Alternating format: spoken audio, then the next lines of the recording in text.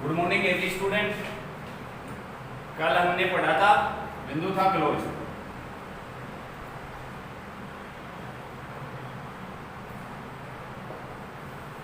दोबारा मैं रिपीट कर देता हूं। क्लोज को हिंदी में बोला जाता है उपवाक्य। क्लोज को हिंदी में बोला जाता है उपवाक्य। ये होते हैं नाउन क्लोज होता है, टाइम क्लोज होता है। हमारे जो चलता है वो होता है रिलेटिव क्लोज। क्या होता है? Relative close.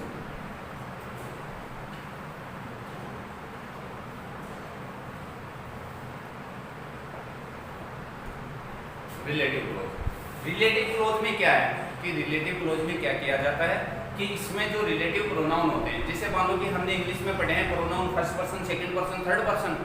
एक ये दूसरे प्रोनाउन कौन से आ गए? Relative pronoun. रिलेटिव प्रोनाउन क्या होता है? एक दूसरे सेंटेंस के बीच में जो नाउन आई हुई है उन दोनों के बीच में, मतलब दो सेंटेंस है, दो सेंटेंसों को हम कनेक्ट कर रहे हैं, जोड़ रहे हैं, उसमें क्या किया जाता है? जो दोनों सेंटेंसों में नाउन आई हुई है उनके बीच में क्या दर्शाते हैं? रिलेशन दर्शाते हैं। और ये जो रिलेटिव क्लोज होते हैं ये किससे बनते हैं? रिलेटिव प्रोनाउन से।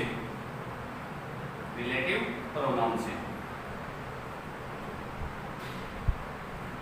ये बनते हैं रिलेटिव प्रोनाउन से। रिलेटिव प्रोनाउन से किस प्रकार से बनते हैं? रिलेटिव प्रोनाउन होते हैं हु का प्रयोग, हुज का प्रयोग, whom का प्रयोग, which का प्रयोग, where का, when का, that का, which का, ये प्रयोग होते हैं। why का, what का, ये सभी क्या कहलाते हैं? रिलेटिव प्रोनाउन कहलाते हैं। और इनसे जो दो नाउन के बीच में यदि हम संबंध दर्शा रहे हैं उसके माध्यम से हम क्या बनाते हैं? रिलेटिव क्लोज बनाते हैं। उनके माध्यम से क्या बनाते हैं? रिलेटिव क्लोज बनाते हैं। अब देखो इसमें यदि हम शुरुआती बिंदु से अध्ययन करेंगे तो पहला होगा इसमें हु का प्रयोग। पहला होगा हु का प्रयोग। हु का प्रयोग किस प्रकार से किया जाता है ये आपको देखना है। अब देखो हु का प्रयोग कैसे किया जाता है। जैसे मान लो कि आपके एग्जाम पैटर्न होगा उसमें दो प्रकार से क्वेश्चन आ सकते हैं क्लोज के। एक तो होता है फिल इन द ब्लैंक वाला और एक होता है चेंजेज वाला। चेंजेज जिस प्रकार से आप नरेशन को चेंज करो, पूरा सेंटेंस आ रहा है, नीचे चेंजेज कर दो। एक होता है ब्लैंक दिया हुआ है, आगे जैसे ब्रैकेट में हु, हुज, हुम, तीन दिए हुए हैं, तीन में से एक पढ़ना है, कोई सा भी पढ़ दो आप। तो दो पैटर्न आते हैं, दोनों पैटर्न में आपको बताऊंगा। अब देखो इसमें किया कैसे जाता है। देखो यदि रिक्त स्थान से पहले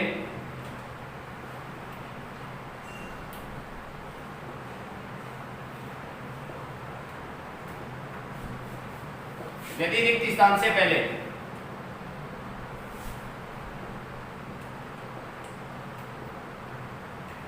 कोई पर्सन हो, तथा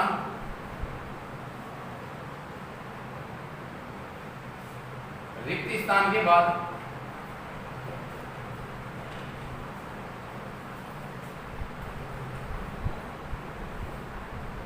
कोई वर्ब हो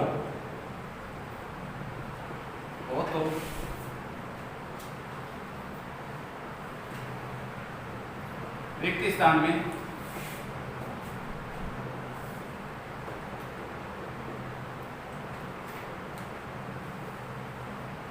क्या भरा जाता है? हु भरा जाता है। यदि रिक्त स्थान से पहले कोई पर्सन हो तथा रिक्त स्थान के बाद कोई वर्ब हो तो रिक्त स्थान में क्या भरा जाता है? हु का प्रयोग। आपको देखना है रिक्त स्थान से पहले कोई पर्सन आया हुआ है, प्रोनाउन आया हुआ है, किसी व्यक्ति का नाम आया हुआ है, तो आपको क्या दूसरा देखना है ब्लैंक के बाद में, रिक्त स्थान के बाद में क्या आई भी हो, वर्ब आई भी हो, तो आपको रिक्त स्थान में क्या भरना है?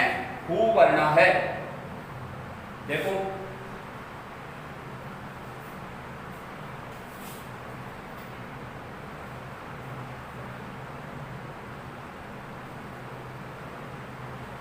I met Mr. Sunil।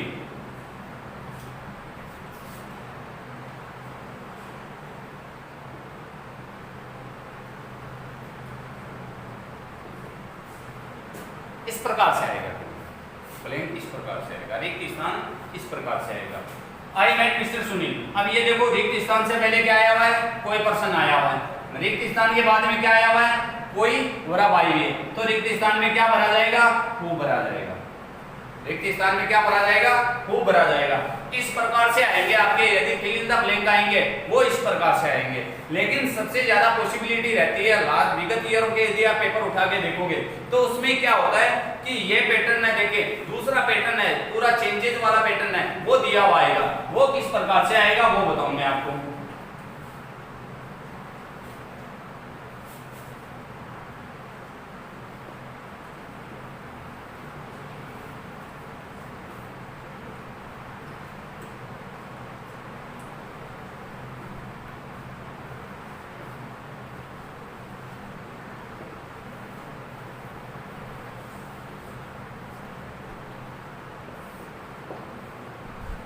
आगे ब्रैकेट में आपको इस प्रकार से दिया हुआ है कि आपको हु रिलेटिव प्रोनाउन से इसको ऐड करते हुए इसको क्या बनाना है, रिलेटिव क्लोज बनाना है।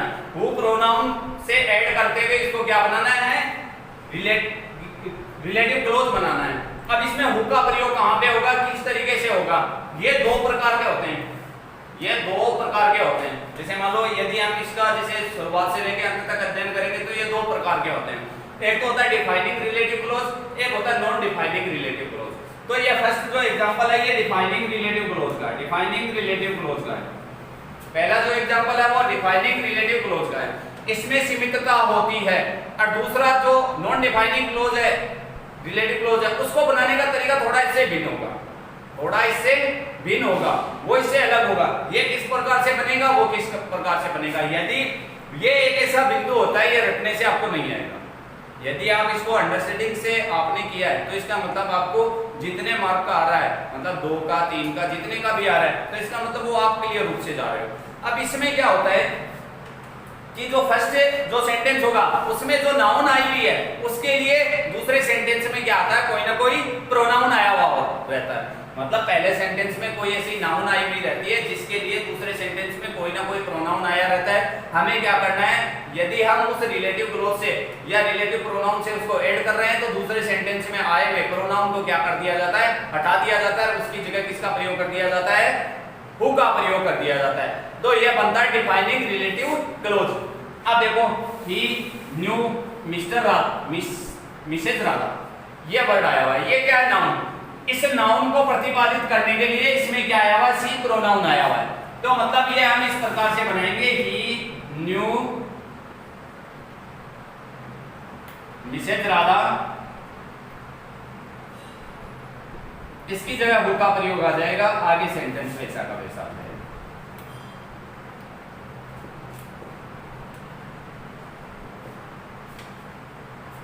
इसको बोला जाता है, यदि ये आपके एग्जाम में पैटर्न आएगा तो ये डिफाइनिंग रिलेटिव क्लोज है। एक दूसरा पैटर्न होता है, इसी तरीके से दूसरा पैटर्न होता है, उसको बोला जाता है नॉन डिफाइनिंग रिलेटिव क्लोज। तो नॉन डिफाइनिंग रिलेटिव क्लोज किस प्रकार से बनता है वो देखो।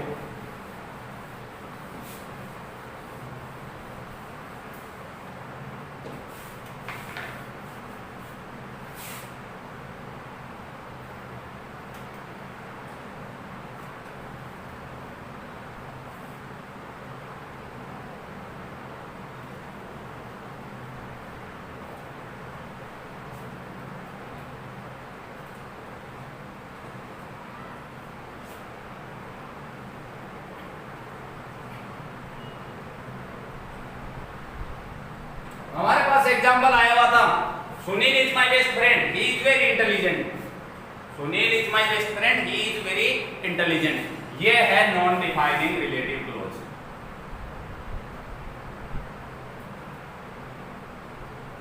ये है नॉन डिफाइनिंग रिलेटिव क्लोज, वो था defining relative close. Defining relative close में क्या होता है, नाउन है, वर्ब के बाद में आई रहती है। इसमें नाउन है, जो जिस नाउन के लिए दूसरे सेंटेंस में प्रोनाउन आया हुआ है वो क्या सब्जेक्ट के रूप में आई रहती है। और उस सेंटेंस में डिफाइनिंग रिलेटिव क्लोज में क्या होता है, जो नाउन आई रहती है वो किस में रहती है, सब्जेक्ट होता है, सॉरी वर्ब होती है, उसके तुरंत बाद में आई रहती है। और उसके लिए अगले जो सेंटेंस है उसमें क्या आया हुआ रहता है, प्रोनाउन आया रहता है। तो हमें क्या करना है, हु का प्रयोग है, उस प्रोनाउन की जगह कर देते हैं, जैसा हमने क्या किया है, जो फर्स्ट सेंटेंस समझा था उसके अंतर्गत किया था। यदि इस प्रकार से जो सेंटेंस बनाएंगे वो इस प्रकार से होंगे, जैसे सुनील हु, यह बनेगा non defining relative close. Sunil who is very intelligent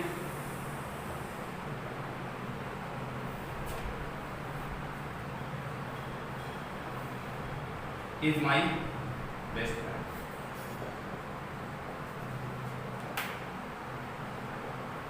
ये बनेगा नॉन डिफाइनिंग रिलेटिव क्लोज। यदि आपको नॉन डिफाइनिंग रिलेटिव क्लोज करना है तो वो इस प्रकार से करना है, डिफाइनिंग रिलेटिव क्लोज का करना है वो इस प्रकार से करना है। लेकिन बहुत ज्यादा स्टूडेंट क्या है, एक चीज क्या करते हैं, कॉपी करते हैं। वो क्या है कि हमें सर ने बताया था कि हु का प्रयोग करना है, जो प्रोनाउन जहां पे आया हुआ है उसकी जगह हु का प्रयोग कर दो और प्रोनाउन को हटा दो। तो इसका मतलब आपका सेंटेंस क्या हो जाएगा, गलत हो जाएगा, क्योंकि मैंने ये तरीका बताया only for defining relative close की जगह। यदि हम डिफाइनिंग रिलेटिव क्लोज पढ़ रहे हैं तब क्या होगा, कि जहां पे जो प्रोनाउन आया हुआ है, मतलब फर्स्ट जो सेंटेंस होगा उसमें जो नाउन आई हुई है उसके लिए जो प्रोनाउन आया हुआ है उसको हटाना है और उसकी जगह हु का प्रयोग करना है। लेकिन मैं यह तरीका किसमें नहीं बताया, नॉन डिफाइनिंग रिलेटिव क्लोज में नहीं बताया है, क्योंकि इसमें क्या रहता है, जो नाउन आई हुई रहती है वो सेंटेंस के शुरुआत में रहती है, तो क्या करना है, उसको हमें नॉन डिफाइनिंग बनाना है। तो वो नाउन रखो, कॉमा लगाओ, उसके बाद में हु का प्रयोग करो, सेकंड जो सेंटेंस है उसको लाओ पहले, उसमें जो ही है, ही किसके लिए प्रयुक्त हुआ था इस सेंटेंस में, सुनील के लिए। तो इस एक ही के लिए, जैसा हम नरेशन में पढ़ा था कि प्लीज और काइंडली वाले सेंटेंस हैं, उसमें हमने वर्ब टी सेड उसको रिक्वेस्टेड में चेंज कर दिया। तो एक ही चीज को निरूपित करने के लिए दो शब्द लाने की कोई जरूरत नहीं रहती है कि रिक्वेस्टेड कर दिया तो प्लीज और काइंडली को हमने क्या कर दिया था, हटा दिया था। तो उसी प्रकार से इसमें होगा कि सुनील जो नाउन आई भी है उसी के लिए प्रोनाउन है। और इस सेंटेंस को हम क्या बना रहे हैं, एक सेंटेंस बना रहे हैं, रिलेटिव क्लोज बना रहे हैं, तो उसमें क्या हो जाएगा, वो प्रोनाउन हट जाएगा, उसकी जगह हु का प्रयोग आ जाएगा। अगला सेंटेंस है इज वेरी इंटेलिजेंट, वो पार्ट आ जाएगा, कोमा लगा के जो फर्स्ट सेंटेंस है इज माय बेस्ट फ्रेंड, वो आ जाएगा। ये तो रहता है डिफाइनिंग रिलेटिव क्लोज का पैटर्न, और ये रहता है नॉन डिफाइनिंग रिलेटिव क्लोज का पैटर्न। सभी जो हम पढ़ेंगे, जैसे मान लो कि हु का प्रयोग चल रहा है, उसके बाद में होम का प्रयोग पढ़ेंगे, हुज का प्रयोग पढ़ेंगे, तो सभी में ये पैटर्न आराम से जैसे डिफाइनिंग नॉन डिफाइनिंग दोनों चलते जाएंगे। यदि आपने समझने में भाई मिस्टेक गलती कर दी किसी स्टूडेंट ने, तो इसका मतलब उसको खामियाजा भुगतना पड़ेगा कि आपको जनरली यह बहुत ज्यादा टफ नहीं है, ये आपको आ रहे हैं, अभी यदि आप देख रहे हो तो इसका मतलब आपको पूरे आ रहे हैं। लेकिन बहुत ज्यादा स्टूडेंट क्या करते हैं, मैं जो गलती बता रहा हूँ इसको हटाते हैं, इसकी जगह हु का प्रयोग कर देते हैं, इसकी जगह हु का प्रयोग कर देते हैं। अब यहाँ पे ये सेंटेंस को इस प्रकार से बना देते हैं, Sunil is my best friend who is very intelligent, तो ये नॉन डिफाइनिंग नहीं बनते, ये क्या हो जाएगा, आपको क्लियर आ रहा था फिर भी ये गलत हो जाएगा। तो आपको ये बात ध्यान में रखनी है कि आपको डिफाइनिंग रिलेटिव क्लोज कैसे आया हुआ रहता है और नॉन डिफाइनिंग रिलेटिव क्लोज किस प्रकार से आया हुआ रहता है, क्योंकि इसमें ओनली फॉर, मैं ये बात पहले भी बोल चुका हूँ कि ये ओनली फॉर आपकी अंडरस्टैंडिंग पे निर्भर करता है कि आपको कितनी समझ है, उसी आधार पे ये क्लोज एक ऐसा पार्ट है कि यदि आप इस बिंदु को जितना समझना चाहोगे ना वो आपके लिए बेटर होगा, कि यदि आप कोई गाइड का सहारा लेके इसको रटना चाहोगे ये आपको बिल्कुल भी नहीं आएगा, क्योंकि उसमें थोड़े तरीके हैं, वो थोड़े डिफरेंट है। आगे देखो इसका एग्जांपल,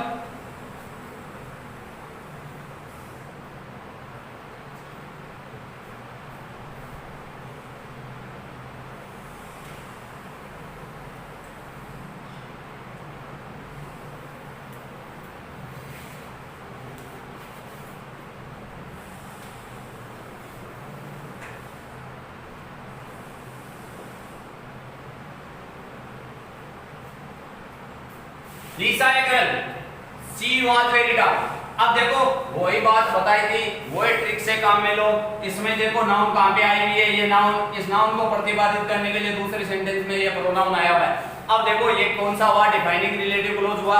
सेम तरीका जो मैंने फर्स्ट बताया था कि ये किस प्रकार से बनेगा, he saw a girl, he saw a girl, उसके बाद में आ जाएगा who was very tall। अब यहाँ पे देखो जो कोई स्टूडेंट, हिंदी मीडियम के स्टूडेंट यदि ये लगाना चाहे कि इसका अर्थ कौन होता है, अरे इसका अर्थ यहाँ पे कौन नहीं होता है, कि ये तो ओनली फॉर क्वेश्चन मार्क वाले सेंटेंस होंगे ना, उसमें अर्थ होता है कौन, इसका अर्थ होता है जो, क्या होता है, जो। ही saw a girl, उसने एक लड़की को देखा, who was very tall, जो बहुत लंबी थी। कौन बहुत लंबी नहीं थी, जो बहुत लंबी थी, क्योंकि यहाँ पे ये सेंटेंस, ये जो WH वर्ड है ये किसका, क्वेश्चन मार्क का काम नहीं कर रहा है, ये ओनली फॉर रिलेटिव प्रोनाउन का काम कर रहा है। इसके माध्यम से हम इस सेंटेंस को क्या बना रहे हैं, रिलेटिव क्लोज बना रहे हैं, उसके लिए ये काम कर रहा है। तो ये बात भी आपको ध्यान देनी है।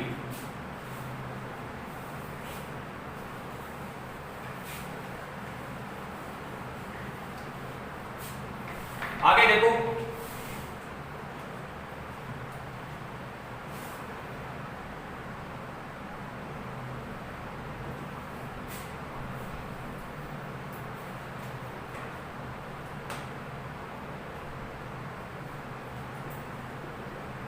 Hari is a teacher।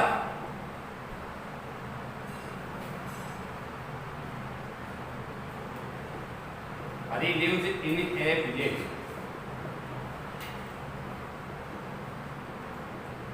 He is a teacher।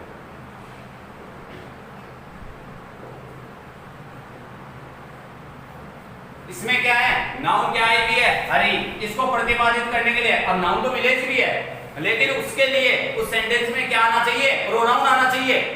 जरूरी नहीं है कि हम नाउन एक को ही निकाले, विलेज भी एक नाउन है। नेमों पे पहले पर्सन और थिंग, किसी व्यक्ति वस्तु या स्थान के नाम को क्या बोलते हैं, संज्ञा बोलते हैं। तो इसका मतलब ये विलेज भी क्या हो गया, यहाँ पे नाउन है। लेकिन इस नाउन को प्रतिपादित करने के लिए सेकंड सेंटेंस में क्या नहीं आया हुआ है, तो प्रोनाउन नहीं आया हुआ है। तो इस फर्स्ट जो नाउन आई हुई है इसके लिए क्या आया हुआ है, प्रोनाउन आया हुआ है। ये क्या है, ये एग्जांपल है नॉन डिफाइनिंग रिलेटिव क्लॉज का। तो हम किस प्रकार से बनाएंगे, यहाँ पे Hari, who is a teacher,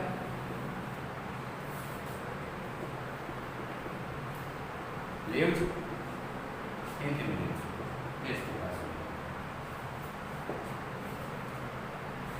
ये थे आपके हु का प्रयोग, हु रिलेटिव प्रोनाउन का प्रयोग करते हुए हम यदि रिलेटिव क्लॉज बनाएंगे तो वो इन पैटर्न के आधार पे बनेगा।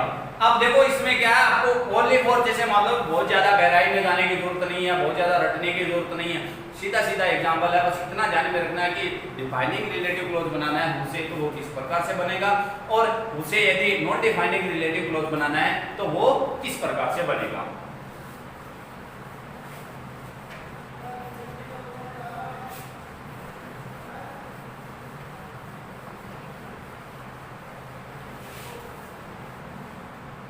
आगे देखो, सेकंड नंबर है हुम का प्रयोग।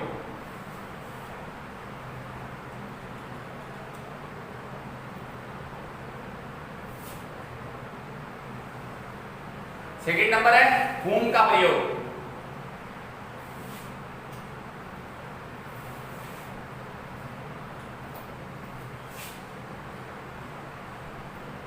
यदि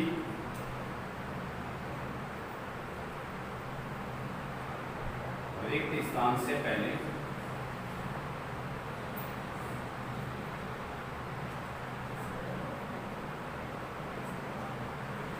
कोई पर्सन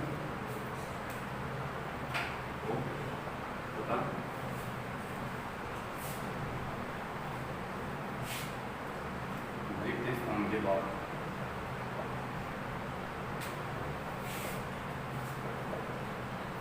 कोई पर्सन दूसरा होगा,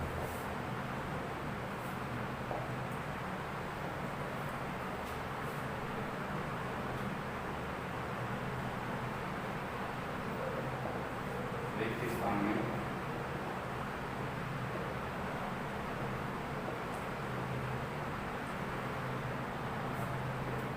घूम रहा है।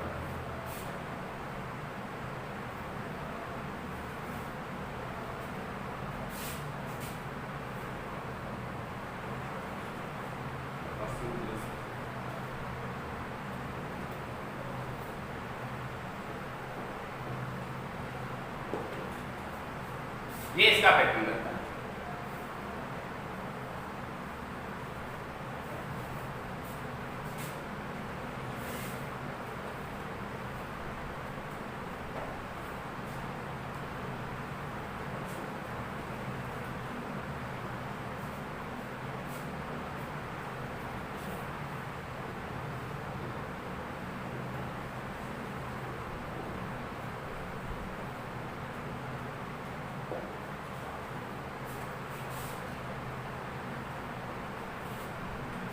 अब देखो, यदि हम इस हमारे पैटर्न के अकॉर्डिंग जाएंगे, यहाँ पे पर्सन की जगह मैं ये बात रिपीट कर चुका हूँ, यहाँ पे प्रोनाउन मान लेना। पहले भी मैंने रिपीट किया था, दोबारा रिपीट कर रहा हूँ कि यहाँ पे प्रोनाउन भी हो सकता है। कि अब देखो हमारा सेंटेंस देखो, पैटर्न ये आता है पर्सन प्लस यहाँ पे ब्लैंक आता है, फिर पर्सन प्लस वर्ब आता है, ये पैटर्न रहता है।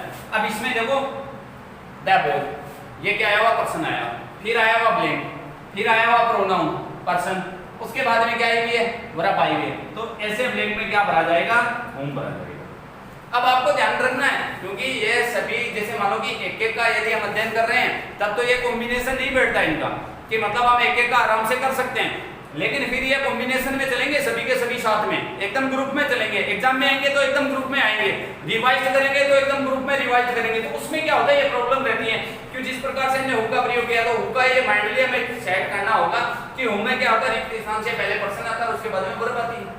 और इसमें ऑन द अदर एंड इसमें क्या रखा है, इसमें पहले पर्सन आ रखा है, फिर ब्लैंक आ रखा है, फिर पर्सन प्लस वर्ब आ रखी है।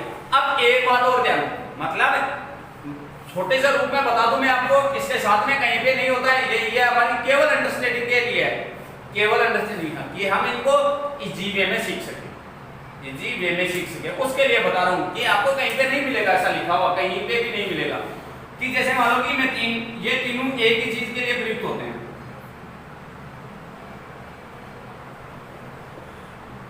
मतलब मैं तीनों का साथ में बता रहा हूं, मैं तीनों का अपने लिए, मतलब हम अपने लिए बता रहे हैं कि हम इनको सीखे हैं तीनों को।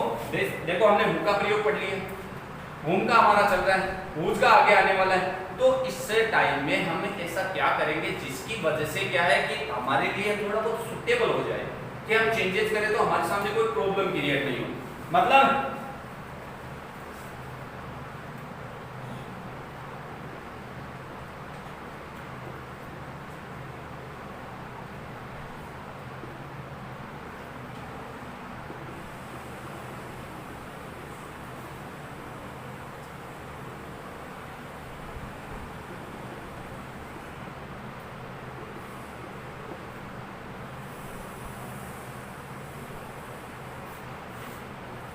ये अलग अलग कैपेसिटी के आधार पे हु किसको करेगा, इसको हटा देगा, हुम किसको करेगा, इसको हटा देगा, हुज किसको करेगा, इसको हटा देगा। ये ध्यान में रखना है।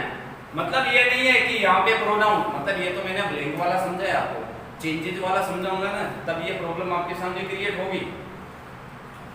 हु किसको उड़ा रहा था, सब्जेक्टिव प्रोनाउन आया हुआ था उसको उड़ा रहा। अरे जनरली इतना बात ध्यान में रखो, हमने ही आया था उसको उड़ाया था, सी आया था उसको उड़ाया था, मतलब इनकी जगह हु का प्रयोग किया था या नहीं किया था। दूसरा नाम आया हुआ है ऑब्जेक्टिव प्रोनाउन। अब इतना नरेशन हमने सीखे थे, उसमें मैंने प्रोनाउन के पार्ट बताए थे। एक प्रोनाउन के 4 पार्ट है, सब्जेक्टिव, ऑब्जेक्टिव, पजेसिव और रिफ्लेक्सिव। मतलब ये किसको उड़ाएगा, ऑब्जेक्टिव को उड़ा देगा। मतलब ही का क्या आएगा, हिम आएगा तो वो हट जाएगा, सी का क्या आएगा, हर आएगा तो वो हट जाएगा। मतलब जितने भी जो प्रोनाउन है वो देख लेना, वो सभी बताए हुए मेरे। और फिर आया इसमें पजेसिव, कौन उड़ाएगा पजेसिव को, हुज उड़ाएगा। मतलब हुज का प्रयोग करेंगे तो इसका मतलब हमारे दूसरे सेंटेंस में यदि पजेसिव प्रोनाउन आ रखा है तो इसका मतलब ये बात मान के चलो कि वो निश्चित रूप से हटेगा। वो क्या होगा, निश्चित रूप से हटेगा। तो हमें हटाना है ये हटाना है, तो यहाँ पे क्या हो जाएगा, ही का ही हो जाएगा, सी का हर का हर ही रहेगा। ये बात आपको ध्यान में रखनी है। यदि बाई मिस्टेक किसी स्टूडेंट ने ये गलती कर दी तो इसका मतलब उसका सेंटेंस पूरा का पूरा गलत हो जाएगा। हमें हटाना किसको है, इसमें सब्जेक्टिव को हटाना है, इसमें ऑब्जेक्टिव को हटाना है और इसमें पजेसिव को हटाना है। हु, हुम, हुज तीनों एक व्यक्ति विशेष के लिए प्रयुक्त किया जाता है, किसी पर्सन के लिए आता है। मतलब मैं एक ऐसा सेंटेंस लिखूं, हु किल्ड ए स्नेक, हम हिंदी मीडियम के स्टूडेंट हैं। Who killed a snake, Hindi अनुवाद बताता हूं मैं आपको। सांप ने किसको मारा, सांप को किसने मारा। अब हम जवाब देंगे, राम ने, सोवन ने, उसने, मैंने, किसके लिए प्रयुक्त हो रहा है, एक आदमी के लिए प्रयुक्त हो रहा है। तो ये प्रोनाउन सभी पर्सन के लिए प्रयुक्त होंगे, हुम का, हु का, हुम का, हुज का। यदि हम इनसे रिलेटिव क्लोज बना रहे हैं, रिलेटिव क्लोज बना रहे हैं तो दूसरे सेंटेंस में आया हुआ, यदि हु का प्रयोग कर रहे हैं तो दूसरे सेंटेंस में आया हुआ सब्जेक्टिव प्रोनाउन हट जाएगा। हुम का कर रहे हैं तो ऑब्जेक्टिव प्रोनाउन है वो हट जाएगा। यदि हुज का प्रयोग कर रहे हैं तो पजेसिव प्रोनाउन हट जाएगा। आगे देखो इसके एग्जांपल, ये मैंने आपको बताया था फिल इन द ब्लैंक वाला। इसमें देखो मैंने ऊपर मैटर लिखा था person plus blank plus person plus verb. अब यहाँ पे देखो पर्सन का बॉय आया हुआ है, उसके बाद में हुम, उसके बाद में यहाँ पे प्रोनाउन आ सकता है। मैं पर्सन के बाद में बोला था कि पर्सन या प्रोनाउन दोनों समान है, और उसके बाद में देखो वर्ब आई हुई है। ऐसे रिक्त स्थान में हम क्या भरेंगे, हुम भरेंगे। अब देखो यही सेंटेंस रिपीट कर देता हूं, ये आप नोट कर लेना। इस सेंटेंस में बाय मिस्टेक प्रिंट में गलती हो गई, या एग्जामिनर ने आपको जैसे मान लो घुमा दिया हो, एग्जामिनर घुमाना चाहिए स्टूडेंट को, ये कर दिया मैंने, बस इतना ही किया मैंने, ही को हटा दिया मैंने, मतलब ये पूरा का पूरा चेंजमेंट हो गया। यहीं पे चेंजमेंट हो गया। अब यहाँ पे हुम नहीं होगा, वो आएगा, यहाँ पे हुम नहीं होगा, वो आएगा। ये बात ध्यान में, क्योंकि देखो एक एग्जाम्पल है, वो सैकड़ों की संख्या, हजारों की संख्या में, लाखों की संख्या में चलते हैं। लेकिन उनका जो पैटर्न होता है वो एक ही होता है। पैटर्न के आधार पे हम जाएंगे तो एक एग्जांपल तो पता नहीं जो हम बोर्ड पे कर रहे हैं वो एग्जाम में नहीं आए, दूसरे आ जाए, लेकिन जो पैटर्न होगा वो लगभग यही है। तो ये बात आपको नोट करनी है। यदि यहाँ पे ये होगा, अब देखो कितना चेंजमेंट आ रहा है, ये होते ही ये गुम हो जाएगा, और यहाँ पे यही एग्जांपल है, तो इसका मतलब हो जाए एक ही एग्जांपल एक शब्द की वजह से दोनों अलग अलग हो रहे हैं। ये बात आपको ध्यान में रखनी है। अब देखो इसके आगे एग्जांपल देखो होंगे,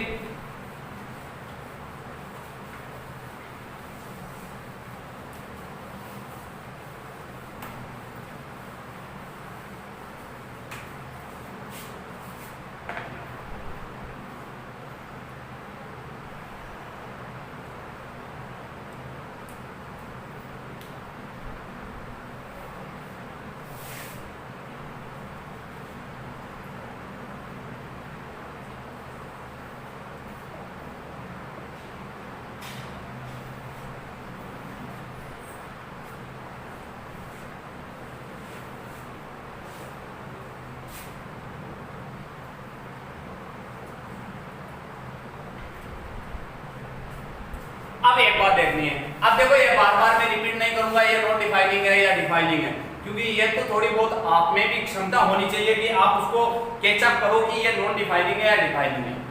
अब ये देखो नॉन डिफाइनिंग रिलेटिव क्लोज। अब इसको किस क्यों नाउन देखो शुरुआत में आई भी, अब हम यहां से शुरुआत करेंगे द मेन। अब जो स्टूडेंट जो रिपीटिशन कर रहे हैं, जो गलती रिपीट करेंगे वो मैं उल्लेख करवा रहा हूं। आप गलती किस प्रकार से करोगे? अब स्टूडेंट गलती करेंगे,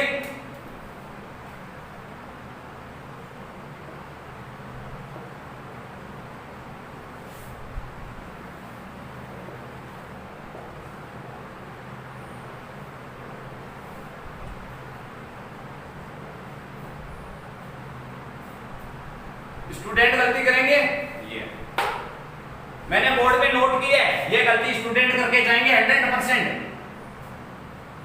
लेकिन मैंने सीधी भाषा में कहीं पे भी आपको जैसे गुमराह नहीं किया है, ना ही आपको कहीं गाइड में मिलेगा जो मैंने तरीका बताया वो, क्योंकि मैंने बताया था कि इसमें क्या करना है, होम के प्रयोग में आपको क्या करना है, ऑब्जेक्टिव उठाना है, हु आए सब्जेक्टिव उठाना है, हुम आए ऑब्जेक्टिव उठाना है, और हु जाए पजेसिव उठाना है। तो इसका मतलब हमने हटा क्या दिया, हमने हटा क्या दिया, अरे प्रोनाउन का चार्ट देखोगे ही सब्जेक्टिव होता है, हमने क्या कर दिया, हमने तो सब्जेक्टिव हटा दिया। यदि वो मेरा जो पैटर्न बताया यदि आपके दिमाग में आएगा तो ये बात जरूर नोट हो जाएगी कि हमें सर ने बताया था कि हमें क्या नहीं करना है, होम वाले में सब्जेक्टिव नहीं हटाना है, तो इसका मतलब हमने गलती कर दी।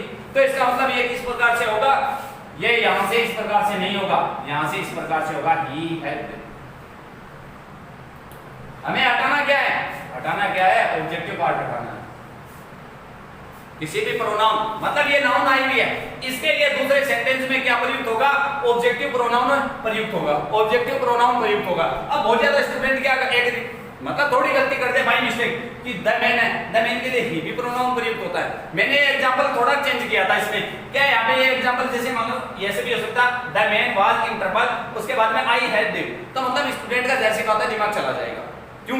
क्योंकि द मैन के लिए आई का तो प्रयोग नहीं आ सकता, ये बात तो निश्चित है, इसका मतलब ये मुड़ेगा। लेकिन यदि हमने ऐसा कर दिया ही यहाँ पे प्रयोग कर दिया तो जाहिर सी बात है लगभग 50% से भी ज्यादा स्टूडेंट क्या है, ही को हटाएंगे, ही को हटा दिया आपका सेंटेंस क्या हो जाएगा, गलत हो जाएगा। तो ये बात आपको ध्यान में रखनी है, हु आए तो आपको क्या करना है, सब्जेक्टिव हटाना है, और हुम आए तो ऑब्जेक्टिव हटाना है, और हु जाए तो आपको क्या करना है, पजेसिव हटाना है। यदि आप इनकी जगह दूसरा रिपीट कर रहे हो, मतलब आप हुज पढ़ोगे तो उसमें भी देखोगे क्या है कि उसमें कहीं ना कहीं आपको पजेसिव प्रोनाउन दिया हुआ आएगा, आपको क्या करना है, उसी को हटाना है। यदि आपने उसको नहीं हटाया तो इसका मतलब आपका ये क्या हो जाएगा, गलत हो जाएगा।